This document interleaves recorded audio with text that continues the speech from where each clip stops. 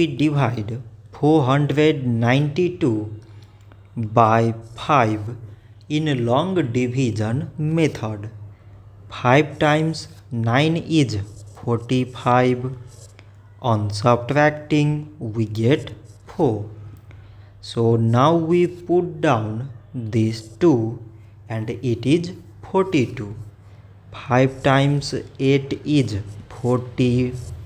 On subtracting we get 2. So now we have no any other number to put it down. So we take here decimal so that we put 0. So it is 20 and 5 times 4 is 20. On subtracting we get 0.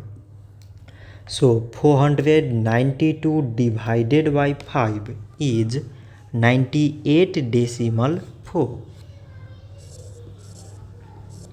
So this much for today and thanks for watching.